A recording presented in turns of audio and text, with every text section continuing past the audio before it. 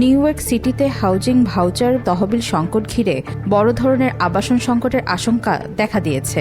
সংশ্লিষ্ট কর্তৃপক্ষ জানিয়েছে, সমস্যা সমাধান না হলে প্রায় 12,000 মানুষ গৃহহীন হওয়ার ঝুঁকিতে পড়তে পারেন। তথ্য অনুযায়ী ফেডারেল সরকারের অর্থায়ন কমে যাওয়ায় নিউ ইয়র্কের প্রায় 5,200 পরিবার হাউজিং ভাউচার সুবিধা হারানোর ঝুঁকিতে রয়েছে। এতে সরাসরি প্রভাব পড়েছে শিশু ও পরিবারের সদস্যসহ মোট 12,000-এর বেশি মানুষের ওপর। আবাসন অধিকার কর্মীরা বলছেন, যারা সবচেয়ে ঝুঁকিতে রয়েছে তারা এই সহায়তার উপর নির্ভরশীল।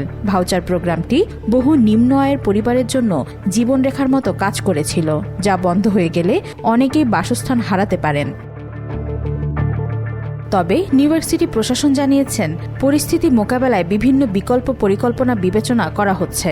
মেয়র জোহরান মামদানি বলেছেন, আমরা সব ধরনের ব্যবস্থা নিচ্ছি যাতে ফেডারেল পর্যায়ে চাপ থাকা সত্ত্বেও বাসিন্দাদের সহায়তা অব্যাহত রাখা যায়।